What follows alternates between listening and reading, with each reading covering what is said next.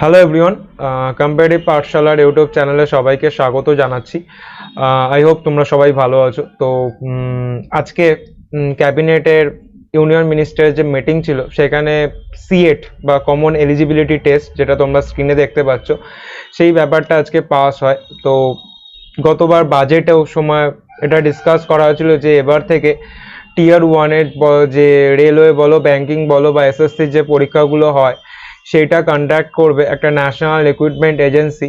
তো common eligibility টেস্টের মাধ্যমে। তো এই ব্যাপারটাই আজকে ক্যাবিনেটে ডিসকাস করা হয় এবং এর আমি ক্লিপটা আমি তোমাদের সাথে শেয়ার করব। এবং তোমরা যদি ভিডিওটা পুরো দেখো, তোমাদের নেক্সট যে রিক্রুটমেন্ট প্রসেস বা নেক্সট যে পরীক্ষায় বসবে সেটা কি প্রসিডিওরের মাধ্যমে হবে, তো এটা তোমরা পুরোটাই বুঝতে পারবে, কোনো রকম প্রবলেম না হওয়ারই কথা।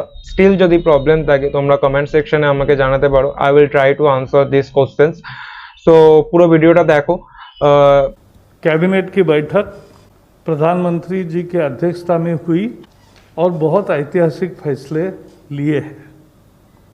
आज नौकरी के लिए जो युवा होते हैं उनको बहुत परीक्षाएं देनी पड़ती है और उनको लगभग 20 रिक्रूटमेंट एजेंसीज है। तो कोई 4-5 में अगर परीक्षाएं देता है तो उतनी परीक्षा उतनी जगह जाना, ये सब समाप्त करने के लिए एक ऐतिहासिक फैसले में नेशनल रिक्रूटमेंट एजेंसी, राष्ट्रीय भर्ती संस्था, ये परीक्षा लेने वाली कॉमन एलिजिबिलिटी टेस्ट ये लेगी और इसका करोड़ों छात्रों को लाभ मिलेगा। छात्रों को यानी युवाओं को लाभ मिलेगा जो नौकरी के लिए आवेदन करते हैं।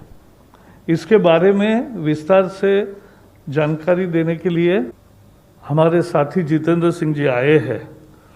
लेकिन मैं इतना ही कहूँगा कि ये मांग थी पूरे युवा पीढ़ी की सालों से, लेकिन नहीं हो रहा था।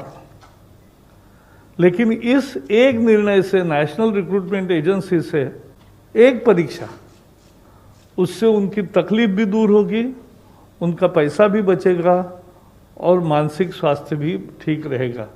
बहुत दौड़ धूप नहीं होगी और एक ही परीक्षा से उनको आगे जाने का मौका मिलेगा। धन्यवाद सर। और मैं रिक्वेस्ट करता हूं सेक्रेटरी डीओपीटी डॉक्टर चंद्रमौली जी से कि वो एनआरए के बारे में अपना थोड़ा प्रेजेंटेशन पे, उसके बाद फिर मंत्री से रिक्वेस्ट करेंगे बाद में। Historic decision of setting up a national recruitment agency has been taken by the Union Cabinet. This marks a paradigm shift in government recruitment. Next, please. Now, let us start with what are the problems. ये दिक्कतें क्या हैं जो उम्मीदवार face करते हैं। तो अगर देखा जाए तो पहले हर रिक्रूटमेंट एग्ज़ाम का शेड्यूल अलग अलग होता है। इसके लिए एप्लीकेशन प्रोसेस भी अलग अलग होते हैं और डिफरेंट जब 2-3 एग्ज़ाम कंडक्ट करने पड़ते हैं तो इंफ्रास्ट्रक्चरल फैसिलिटीज़ की कमी के कारण कई जगहों पे माल प्रैक्टिसेस होने की भी संभावना बढ़ जाती है। खासकर ये जो सेंटर्स हैं ये ज़्यादातर अर्बन एरियाज़ में होने के कारण कई ग्रामीण इलाके से जो कैंडिडेट्स आते हैं या जो महिला कैंडिडेट्स होते हैं या दिव्यांग कैंडिडेट्स होते हैं, उनको यात्रा करने में खर्चा जो होता है और साथ में किसी को एस्कॉर्ट भी लाना पड़ता है, वहाँ रुकना पड़ता है, ये सब खर्चे जो हैं बहुत एक इम्पेडिमेंट बन जाते हैं कि एग्ज़ाम ज़्यादा एग्ज़ाम में पार्टिसिपेट करने के लिए ये एक बहुत बड़ा बाधा हो जाता है। फीस, अब हर एग्ज़ाम का फ़ीस अलग होता है और उसका भरने का तरीका भी अलग होता है। कोई मतलब ऑनलाइन भर लेता है, कोई मतलब डीडी मांगता है, या ऐसे कई दिक्कतें आती हैं। मल्टीपल फीस देने पड़ते हैं। एग्जामिनेशन डेट्स कई बार क्लैश हो जाते हैं एक एजेंसी और दूसरे एजेंसी के बीच, तो कैंडिडेट को ये फिर निर्णय लेना पड़ता है कि कौन सा एग्ज़ाम छोड़ें और कौन सा एग्ज़ाम दें। बहुत ये इंफ्रास्ट्रक्चर की कमी भी महसूस होती है, क्योंकि कुछ ही सेंटर्स में ये एग्जामिनेशन करवाए जाते हैं जहाँ पे कंप्यूटर फैसिलिटीज़ है, जो ज़्यादातर अर्बन एरियाज़ में ही होते हैं। तो वहाँ इंफ्रास्ट्रक्चर की भी कमी महसूस की जाती है। ट्रांसपोर्टेशन एंड लॉजिंग, जैसे मैंने कहा, इसको गांव या दूर दराज इलाकों से उनको सेंटर में आने में दिक्कतें होती हैं ट्रांसपोर्टेशन की और रहने की। उस जगह पे 1-2 दिन रुकना पड़ता है, उसके लिए फिर लोगों को साथ में कोई एस्कॉर्ट भी लाना पड़ता है लोगों को। हर एग्जाम का करिकुलम, पाठ्यक्रम जो है वो अलग अलग निर्णय, तो हर एक के लिए पढ़ाई जो करनी पड़ती है वो अलग ढंग से करनी पड़ती है। हालांकि लेवल एक ही है, जो भी एग्जाम्स दे रहे हैं उनका लेवल एक ही है, लेकिन उनको डिफरेंट करिकुलम, डिफरेंट पाठ्यक्रम होने के कारण उनको अलग अलग से तैयारी करनी पड़ती है। इन परीक्षा सेंटर्स में जो सिक्योरिटी देना पड़ता है उसके लिए भी लार्ज स्केल मोबिलाइजेशन करना पड़ता है। तो वहाँ पे एकदम पूरा जो जिले का जितने भी ऑफिसर्स हैं उनको डिप्लॉय करना पड़ता है, पुलिस को डिप्लॉय करना पड़ता है। ये सिक्योरिटी का भी मामला बहुत मुश्किल हो जाती है। इन सब के कारण जो है कॉस्ट तो बढ़ती हैं, खर्चा तो बढ़ता ही है, और अंत में जो साइकिल ऑफ रिक्रूटमेंट है, रिजल्ट लाने में और भर्ती करने में जो साइकिल ऑफ रिक्रूटमेंट है, ये बहुत लंबा हो जाता है। ये तो हो गई प्रॉब्लम जो कैंडिडेट्स फेस करते हैं। अब कई दिक्कतें ये इंस्टीट्यूशंस जो इन एग्जामिनेशंस को कंडक्ट करते हैं उनके लिए भी कई दिक्कतें होती हैं, जैसे कि मल्टीपल रिक्रूटमेंट एजेंसी हैं।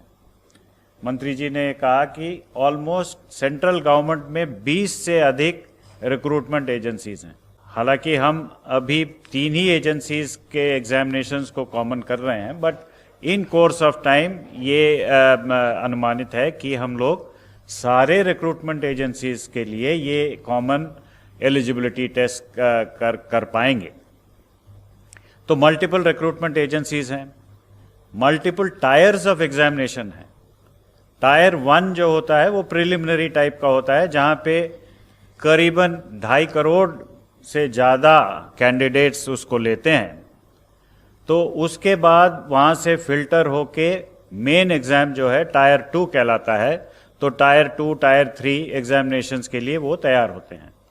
तो ये मल्टीपल टायर्स ऑफ एग्ज़ाम जहाँ भी हो रहा है, तो बार बार एग्जामिनेशन देते देते ऑलमोस्ट सारे साल में इंस्टीट्यूशन को कुछ ना कुछ कहीं ना कहीं मतलब एग्जामिनेशन करने के लिए कुछ तैयारी करनी पड़ती है।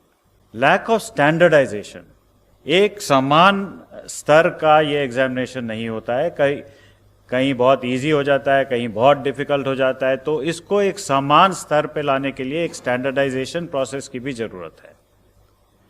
वेन्यूज, एग्जामिनेशन कंडक्ट करने के लिए जो वेन्यूज हैं वो बहुत ही लिमिटेड हैं, एंड मोस्टली ये अर्बन एरिया में, शहरों में ही पाए जाते हैं। तो अवेलेबिलिटी ऑफ वेन्यूज़ के बेसिस पे भी हमको एग्जामिनेशन के शेड्यूल को एडजस्ट करना पड़ता है। सिक्योरिटी का तो मैंने कह दिया पहले ही। सुपरविजन और इन्विजिलेशन के लिए जो स्टाफ डिप्लॉय करने पड़ते हैं वो भी लिमिटेड है, लेकिन मल्टीपल एग्जामिनेशंस, मल्टीपल ऑर्गेनाइजेशन जब करती है उन्हीं लोगों को इन्विजिलेशन के लिए लगाया जाता है। तो almost through out the year उनको भी इस काम पे लगाना पड़ता है। प्रोसेसिंग ऑफ एप्लीकेशन अलग अलग होती हैं, तो उस पे भी दिक्कतें आती हैं, खर्चा बढ़ता है, एफर्ट बढ़ती है, और रिजल्ट फाइनलाइजेशन में काफ़ी देर लगता है, और long cycle of recruitment institutions के लिए भी एक प्रॉब्लम बन जाता है। Just to give you an idea कि कितने लोग लेते हैं, 1 लाख, करीबन 1,25,000 वैकेंसीज हर साल सेंट्रल गवर्नमेंट में group B and group C में अराइज करते हैं, जिसमें 2.5 से 3 करोड़ लोग इसको लेते हैं। ये बस 3 ऑर्गेनाइजेशंस की बात कर रहा हूँ। रेलवे में रेलवे रिक्रूटमेंट बोर्ड है, बैंक्स के लिए IBPS है, और बाकी सरकारी कामों के लिए SSC है। इन तीनों ऑर्गेनाइजेशंस में अगर आंकड़े लिए जाएं तो ऑलमोस्ट 2.5 से 3 करोड़ लोग बारी बारी से हर एग्जाम को देते जाते हैं। मतलब पहले मैंने आरआरबी दे दिया, उसके बाद एसएससी भी दे दिया, उसके बाद आईबीपीएस भी दे दिया। मैं सारे पूरे साल में मैं एग्जामिनेशन ही देता रहता हूँ जब तक मेरे को काम मिल नहीं जाता है। तो अब एटलीस्ट एक लेवल इसमें कम हो जाएगा। Next please. जो कॉमन एलिजिबिलिटी टेस्ट, एक ही टेस्ट इन तीनों ऑर्गेनाइजेशंस, एंड जो भी ऑर्गेनाइजेशन ये स्कोर लेके उसमें भर्ती करना चाहती है तो वो इस कॉमन एलिजिबिलिटी एग्जाम के बेसिस पे जो स्कोर्स मिलेंगे उनको लेके अगले लेवल एग्जामिनेशन के लिए वो एक्सेप्ट करेंगे। तो ये नेशनल रिक्रूटमेंट एजेंसी एक सोसाइटी होगी, autonomous society under societies act. तो इसमें तीनों एजेंसीज के रिप्रेजेंटेटिव्स होंगे, जैसे मैंने कहा एसएससी के, आरआरबी के और आईबीपीएस के, तीनों के रिप्रेजेंटेटिव्स होंगे इस सोसाइटी को फॉर्म करने में, गवर्निंग बॉडीज में। ये कंडक्ट करेगा टायर 1 एग्जामिनेशन, जिसमें सबसे अधिक लोग पार्टिसिपेट करते हैं, वो 2.5 करोड़ जो मैंने कहा, वो फर्स्ट लेवल एग्जामिनेशन है, टायर 1 एग्जामिनेशन है, उसको कंडक्ट करेगी। ये फुल्ली ऑनलाइन एग्जाम होगा, कंप्यूटर बेस्ड एग्जाम होगा, और उसके स्कोर्स जो हैं वो इमीडिएटली कैंडिडेट को मिल जाएगा, जिसके बेसिस पे वो किसी भी एजेंसी में अपना, या एसएससी हो या आरआरबी हो या आईबीपीएस हो, वो स्कोर के आधार पे वो अप्लाई करके अगले लेवल एग्जामिनेशन ले सकते हैं। अब तीन ही एजेंसीज को पहले लिया है हमने, लेकिन in due course of time जैसे जैसे ये स्टेबलाइज होता जाएगा तो सारे रिक्रूटमेंट एजेंसीज में इस स्कोर को एक्सेप्टेंस देने की, इसको एक्सपैंड करने की भी हम सोच रहे हैं। तो इसमें फ़ायदा ये होगा कि स्टैंडर्ड करिकुलम होगा, एक ही करिकुलम होगा, एक पाठ्यक्रम के अनुसार एग्ज़ाम दिया जा सकता है। हर जिले में, ये बहुत ही महत्वपूर्ण पॉइंट है कि हर जिले में एग्जामिनेशन सेंटर्स एटलीस्ट एक, और जहां कैंडिडेट्स ज़्यादा हैं तो मोर देन एक, सेवरल सेंटर्स खोले जाएंगे, सो दैट ये जो अर्बन बायस है, जो दूर दराज इलाके में जो सेंटर्स नहीं हैं, अब हर जिले में ये सेंटर खोले जाएंगे। तो this will be a big bone for women, for the poor and the rural candidates. There will be a standard degree of difficulty. So nobody can say that that exam was easy, this exam was difficult. There will be standard degree of difficulty. And another important thing is ये multiple languages में होंगे.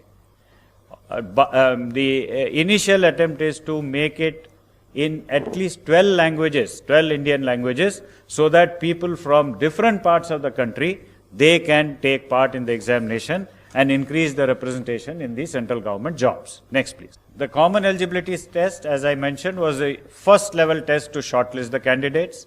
The scores will be valid for 3 years. Means same scores you can use for 3 years, and you also have an opportunity to improve your score by giving the examination again. And the best score in all your attempts will be taken for the purposes of the recruitment. Next, please. So in short, when I give you the picture, it is a common registration portal जहाँ पे एक ही registration portal पे candidate को register करना होगा. Question bank with same degree of difficulty, एक question bank होगा जिसमें से central server बहुत secure manner में रखा जाएगा. वो test center में security के साथ जाएगा with all the protocols which are required, the technological firewalls etc. उसमें होंगे, और फाइनली वो स्कोर्स जनरेट हो जाएंगे जो 3 साल के लिए उनको वैलिड होगा. Next please. So this is the benefit for the students. Again I would like to repeat, a common registration, a single fee, a common curriculum, standard question bank, score secure examination process, a quicker generation of scores, reduced time for the recruitment cycles, better infrastructure we will be able to provide in the examination centers to the candidates, and then improved facilities and access for rural women, rural candidates, women candidates, disadvantaged candidates who will not have to travel long distances looking for safe places to stay for giving these examinations. And Further, outreach services will be provided based on the information which we get from the examination, because it's an online examination. Aspirational districts, areas which are not throwing up many candidates, we would reach out to them, provide facilities to them. वहाँ पे ये facilitate करेंगे कि examination लिखा जाए, तो promote करेंगे वहाँ पे, और एक 24/7 हेल्पलाइन भी वहाँ होगा जिसमें कैंडिडेट्स को सुविधा होगी कि कोई भी उनको दिक्कत हो तो उसको समाधान कर सके. And the cost for this is about 1,517.57 crores for 3 years. Of course, since 3 agencies are already incurring this cost separately, that will be a saving for those respective organizations, whereas this would be the cost which will be incurred by the new organization, which is the NRA. So net, there will be a savings to the government, and each of the organizations will actually save not only in cost but in effort and the time taken. Special provision has been made because in the aspirational districts the infrastructure is very poor. Therefore, to create connectivity infrastructure as well as examination infrastructure, a viability gap funding is also provided for in these 117 districts. So next please. Thank you very much. धन्यवाद sir. अब मैं request करता हूँ doctor Jitendra Singh ji से. जैसा कि आप सब ने अब तक जो कहा गया उसके आधार पर आपके ध्यान में आया होगा, this is a revolutionary reform and I think one of the most landmark reforms in the history of independent India. And it has been possible with the direct and the personal interest and intervention of Prime Minister Modi. आपने विस्तार में ये presentation देखी, तो संक्षेप में यदि आप मुझसे पूछें तो मैं ये कहूँगा कि this is reform which will bring in ease of recruitment, ease of selection, ease of job placement and thereby ease of living, particularly for certain sections of society which are at a disadvantage on one account or the other. उदाहरण के तौर पर economically not so privileged strata और lower economic strata. जैसा कि बताया गया कि सारा साल जब सिलेक्शन के इम्तहान होते रहें और सेंटर अलग अलग रहें, तो इस इंट्रोजीनस देश में ये संभव नहीं रहता कि हर उम्मीदवार हर जगह अपने आप को उपस्थित कर पाए. एक इम्तहान नागपुर में, एक जबलपुर में, कलकत्ता में, तो वो बेचारा फिर चॉइस बनाता है कि वहाँ जाएं, वहाँ नहीं जाएं, और उसके माता पिता भी उसी तरह से they have to make a compromise. दूसरा वर्ग होता है जो दूर दराज के क्षेत्रों में रहते हैं, पूर्वोत्तर में, जो पहाड़ी राज्यों में, for the reasons of travel, for reasons of accessibility and sometimes also the reasons of clash of dates, वो भी अपने आप को वंचित कर देता है, which is in fact also in a way depriving him of his right to try his luck. और तीसरा वर्ग जो हमारी महिला कैंडिडेट्स हैं, this has been our personal observation that many of the girl candidates, they forsake a selection test or a selection process simply because they have to travel to a different city where there's might be having some constraints of arrangement to stay, or they may not have a family member who can reliably escort them. तो parents ही कहते हैं कि बेटे रहने दो. तो उस सारी बातों को मद्देनज़र रख के, क्योंकि आपने इसके एडमिनिस्ट्रेटिव पहलू देखे, मैं इसके थोड़े से सामाजिक पहलू की दृष्टि से बात कर रहा हूँ. ये it will be A saving on the state exchequer, it will be saving on the personal cost, and it will be huge convenience. So in other words, it is a combination of convenience and cost effectiveness. और जो 20 भारत सरकार की agencies हैं, उसमें अभी हमने प्रारंभ में 3 एजेंसीज़ को शामिल किया, आगे जाके बाकी भी होंगी.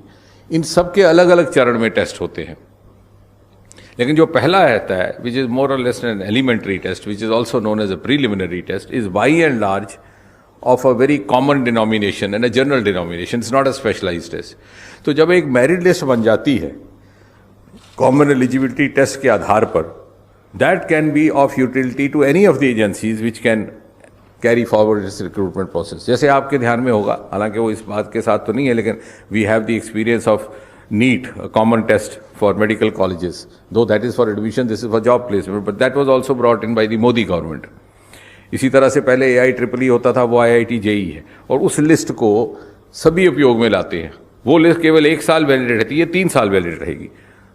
तो देखिए उम्मीदवार को कितनी सहूलत हो गई कि उसको फिर उसके बाद अपीयर नहीं होने की ज़रूरत है 3 साल, unless we have given him the option he can try again also to seek to improve his merit, because that is his fundamental right, we don't want to deprive him. अगर वो ना चाहे तो 3 साल के लिए ये लिस्ट वैलिड है। अब मान लीजिए बैंकिंग सेक्टर है, उसने जब अपना सिलेक्शन प्रोसेस शुरू करना है तो सामान्यतः जो वो प्रीलिमिनरी टेस्ट होता है वो नहीं करेंगे। इस लिस्ट से जो एम्प्लॉयर है, जो रिक्रूटमेंट एजेंसी है या बैंकिंग रिक्रूटमेंट एजेंसी है, उसको ये समझ में आ जाएगा कि कौन कौन से कैंडिडेट्स हैं who are suitable to us, उनकी क्वालिफिकेशन क्या था।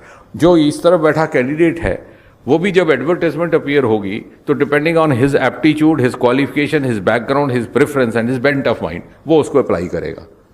तो it's a win win situation. फिर वहां जाकर के उसकी सेकंड फेज की सिलेक्शन होगी and then he will be engaged in the specialised training. अगर वो रेलवे का है तो रेलवे के दृष्टि से, बैंकिंग का है तो बैंकिंग की दृष्टि से। तो एक बहुत बड़ा पहला जो लेवल था वो इसे क्रॉस हुआ है। लगभग 2.5 करोड़ कैंडिडेट हमारे अनुभव में आया, हर साल तैयार होते हैं जो नौकरी के लिए एस्पिरेंट्स रहते हैं, और भारत सरकार में लगभग 1.5 लाख। लेकिन what I wish to add is that this common eligibility list, which is also a common list, can be utilized even by the state governments. और हम राज्य की सरकारों को भी सुझाव देंगे और उनके जब समझ में आएगा तो निश्चय ही वो भी समझेंगे कि उसमें इनका लाभ है, क्योंकि राज्य सरकार के लिए भी उनका स्टेट एक्सचेकर में बचत होगी। So in fact, this is in keeping with the cooperative federalism. We are in fact facilitating even the selection processes undertaken by the individual state governments. उनका स्टेट एक्सचेकर बचेगा, उनकी व्यवस्था बचेगी, एक चरण उनका क्रॉस हो गया। और इसी तरह आगे चल करके मेरी कल्पना ये है कि प्राइवेट सेक्टर भी इसको उपयोग में ला सकता है, जैसे कि अब हमने देखा एडमिशन्स के सिलसिले में हमारी दूसरी लिस्ट को लाया जाता है। इसमें 1 साल के अंदर 2 होंगे इस प्रकार के टेस्ट, जो बात छूट गई थी वो आपके ध्यान में रहे। और जैसा कि बताया गया है आपको कि 1000 centre to begin with and at least 1 center necessarily in each district, so that in other words you can put it that no candidate will have to travel outside his district, which is a huge relief for those who come from background like many of us who had never seen a train. Actually I had never seen a train before I went to a professional college. तो आप अनुमान लगाइए कि कैसा मुश्किल होगा उन बच्चों के लिए। तो सिर्फ अपने जिला हेडक्वार्टर और जहाँ जहाँ जनसंख्या अधिक होगी तो जिला में 1 से अधिक भी ये इस प्रकार के हो सकते हैं। और इसके अलावा एज रिलैक्सेशन में और जो बाकी सुविधाएं हैं उसमें कोई अंतर नहीं है। The age bar he can try as many times as he wants till his age permits. जो दूसरी कंसेशंस हैं फीस इत्यादि की वो भी वैसी रहेंगी, बल्कि एक इसमें फर्दर इम्प्रूवमेंट ये है कि पहले एक ज़माने में सिर्फ 2 लैंग्वेजेस में टेस्ट होता था, अब ये 12 लैंग्वेजेस में होगा। And gradually we'll go on increasing the number of languages so that we can try to include as many languages as possible from the 8th schedule. इसके अलावा अगर आप कुछ और इसके बारे में चर्चा करना चाहें, and of course this will be a saving on the exchequer. We will have a national recruitment agency headquartered in Delhi, जो बात रह गई, जिसके एक चेयरमैन रहेंगे और chairman will be of the stature of the Secretary of Government of India. धन्यवाद sir. अभी हम आपसे कुछ क्वेश्चन ले सकते हैं। I think 29।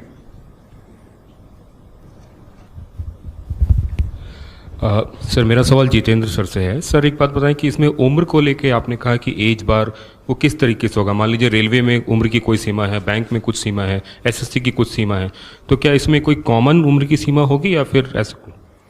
नहीं, देखिए प्रीलिमिनरी टेस्ट में जिस प्रकार की सीमाएं पहले से निर्धारित है वही रहेंगी यहाँ पर भी, और बाई एंड लार्ज अलग सीमाएं नहीं है। मतलब कॉमन जो सर्विस रूल्स में जो एज लिमिट है वो उसी तरह से रहेगी। भले अब जैसे शेड्यूल कास्ट कैटेगरी के लिए थोड़ी सी एज लिमिट अलग है, कुछ दिव्यांगों के लिए अलग है, तो that rules remains as it is, that has not been touched.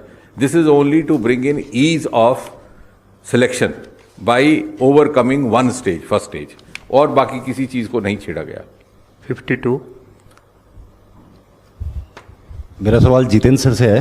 Sir, जिस तरह से एनटीए बना था आज से 2-3 साल पहले, तब जो है स्टूडेंट्स को टेक्नोलॉजी से अप्राइज करने के लिए उन्हें मॉक टेस्ट भी देने की इजाज़त दी गई थी, और ताकि वो कंप्यूटर वगैरह से फेमिलियर हो जाए। जो नेशनल रिक्रूट ये एजेंसी बन रही है, क्या जो पेपर 2 साल में होने, मतलब साल में 2 बार होने वाले हैं, क्या जो कैंडिडेट्स बैठ रहे हैं उन्हें मौका मिलेगा कि वो मॉक टेस्ट पहले दें, ताकि जो है वो अप्राइज हो सके टेक्नोलॉजी से किस तरह, क्योंकि दूर दराज से लोग आएंगे, ग्रामीण क्षेत्रों से लोग आएंगे, कई लोग जानते भी नहीं है कि ऑनलाइन में कैसे दिया जाएगा, कैसा फॉर्मेट होगा, क्या ऐसे मौके दिए जाएंगे? बल्कि उनको ये फ़ायदा रहेगा। एक तो जैसे आपने कहा, आपकी बात से ही जुड़ती बात है कि यकीनन दी नेशनल रिक्रूटमेंट एजेंसी अथॉरिटीज़ ये भी सुनिश्चित करेंगी वहाँ प्रशिक्षण भी किया जाए, अवेयरनेस भी होगी, वो शायद प्रेजेंटेशन में आया भी बीच में।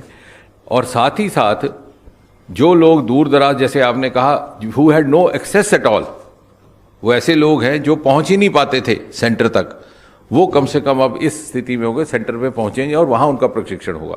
सो this is a huge breakthrough for them. My question is towards Javadekar sir. So you mentioned about the MSMEs and the TREADS platform wherein more NBFCs will be able to participate. Could you please explain to us that, what are those provisions and what is the amendment that government has today cleared in terms of the Factor Regulation Act, sir? As far as MSME's concession of factoring is concerned, as it will have to be in the form of bill before Parliament, so I will not explain at this stage more, but I have given you an idea of what we are doing. After the bill is introduced, you will get it. 260। केवल clarification के लिए शायद बताया गया है, ये जो national recruitment agency exam लेगी 2.5 करोड़ या 300 बच्चों का, ये केवल प्रीलिमिनरी एग्जाम होगा या टायर 2 बाद में जो रिटेन होता है उसके लिए क्या अलग अलग तीनों एजेंसी अपनी लेगी एग्जाम, या यही बाद में भी करेगी? नहीं, आपने जैसा कहा ये प्रीलिमिनरी होगा, क्योंकि बाद में स्वाभाविक है कि उसका स्वरूप बदल जाता है। The tenor and tone of the exam will change, क्योंकि पहला बाई एंड लार्ज करिकुलम भी एक ही जैसा होता है, वो बेसिकली एलिमेंट्री है। उसके बाद मान लीजिए किसी ने बैंकिंग सेक्टर में जाना है, तो बैंकिंग सेक्टर की नुक्ता नज़र से ही उसके क्वेश्चन पेपर बनाया जाएगा, और सिलेक्शन भी उसी तरह की होगी, क्योंकि उनके पास मेरिट लिस्ट होगी एम्प्लॉयर के पास, उसके सामने होगा कैंडिडेट का प्रोफाइल, और कैंडिडेट उसी के लिए अप्लाई करेगा। तो आपका कहना ठीक है, प्रीलिमिनरी स्टेज एलिमिनेट हुई है, दूसरी करने में थोड़ी दिक्कत है। कोई रेलवे में या कोई जाएगा, कोई एसएससी के नौकरियों के लिए जाएगा। सर, उसी सवाल पे, मतलब आरआरबी, एसएससी और आईबीपीएस जो बैंक, ये एबॉलिश नहीं हो रहे हैं? नहीं, एबॉलिश करने की बात नहीं है, हम उनको फैसिलिटेट कर रहे हैं, जो उनका पहला टेस्ट है।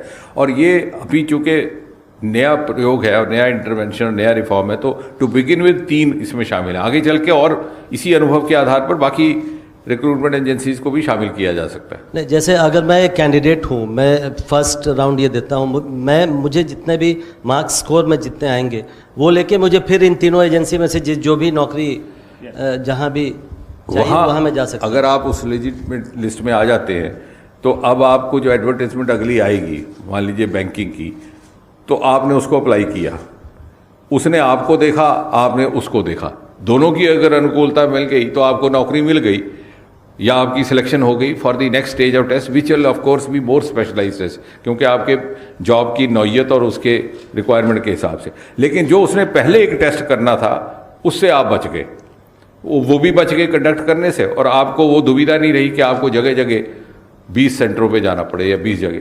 और उसमें क्या होता था, तो कई बार आप कॉम्प्रोमाइज़ कर लेते थे कि साहब चलिए इस बार वो करेंगे, उसमें नहीं अपीयर होते। अब इसमें आपके लिए खुल गया, आप हर जगह एलिजिबल हो गए।